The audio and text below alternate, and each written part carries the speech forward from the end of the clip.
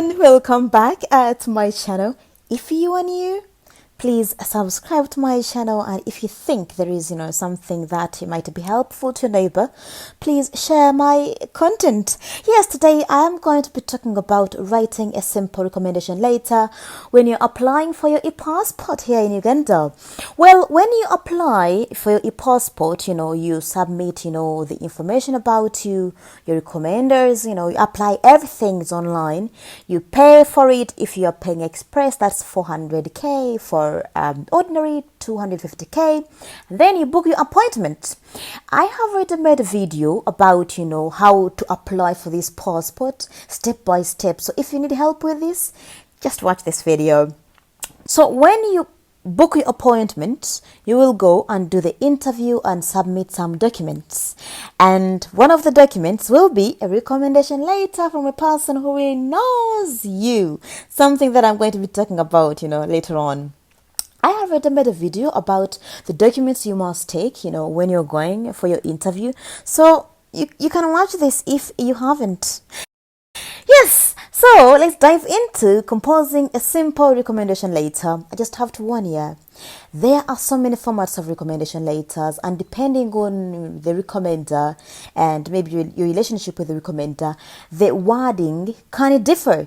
You understand? So this is just a sample. Don't assume that, this is the final format. No, this is just one of the many formats. So let's take a look.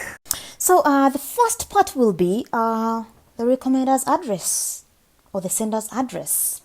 A recommender can be your boss, can be your friend, can be your workmate, can be a person who really knows you, and be your tutor, your teacher, anybody who really knows you.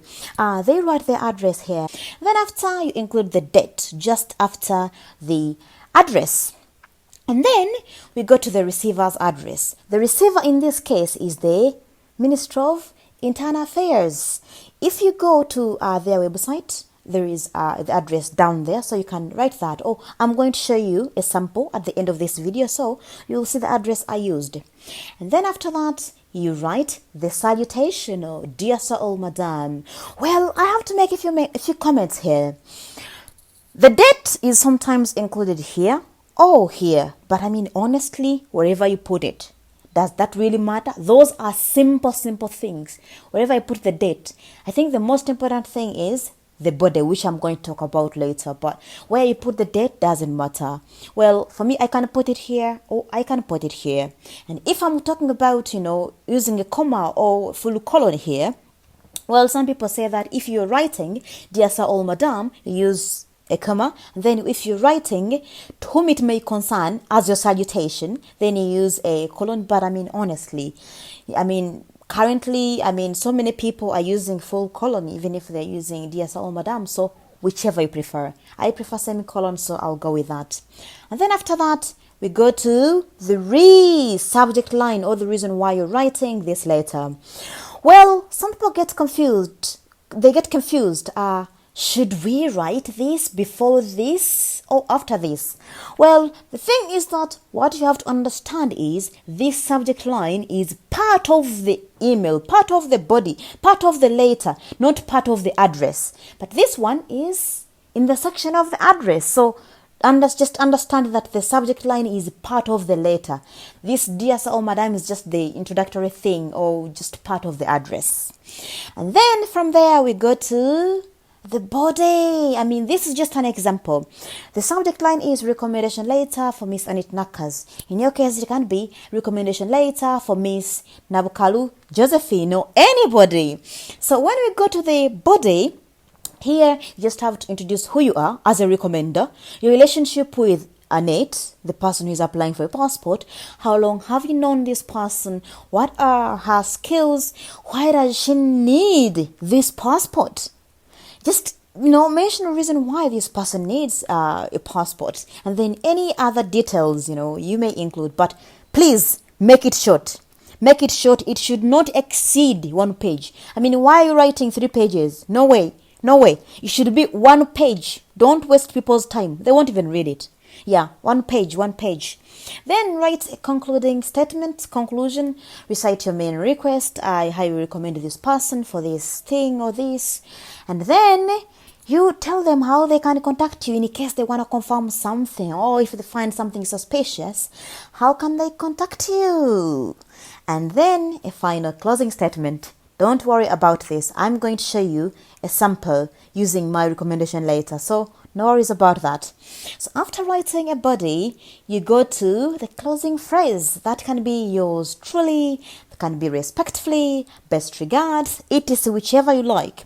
But some people say that if it's your first time to write for a person, you use these things, but if maybe it's your second time or third time, use kind regards or anything else. But these are just rules, so don't be like, oh my goodness, I must use this. Whichever you like. And then right after writing this, you write your signature. You handwrite it, or you can use the digital signature. But if you don't know how to have one, just print this out and then sign it. And after signing it, you write your full name. You can write your name in capital letters or small letters. It doesn't matter. But of course, the first letters must be capital. And then below your name, you add, if you have a job, you can add your job position. For example, lecturer, Uganda Christian University, then the address of where you work from. I hope that's clear, but you can only add these details below if you want. It's not mandatory. You don't have to. Somebody who wrote for me didn't include that, so no need, honestly. Yes, that's it in brief, so wait for the sample. I'm going to be showing it to you very soon. But before I show it to you, I highly, request you to kindly subscribe to my channel, support me, and share my content if you think, there is something that can be beneficial to your siblings, to your friends, and all that. Yes, then, special thanks to Teresa and all other people who asked me about, showing them a format of a recommendation later. Thank you so much for asking me all these questions, because you give me a chance to also think about what I should include, in my content. You give me a chance to know, oh, now they want this. Because, I also make content depending on what you want to watch. Thank you so much for your support. Here is a sample of my later. And definitely, if you do have any problems, in writing your recommendation later, please contact me. I can help you for free of charge. Just draft a sample basing on this or basing on any sample you have, and then send it to me. I can proofread it if English is not your first language, or most of us. If English disturbs you, I'm sure many of us in Uganda have issues with writing. So if you have any issue, please contact me. I proofread recommendation letters for so many people for free of charge. It's just one page. It takes only a few minutes for me to correct it. So please send it to me. Don't submit something full of mistakes. It's not funny. Yeah, so here is the letter. Bye.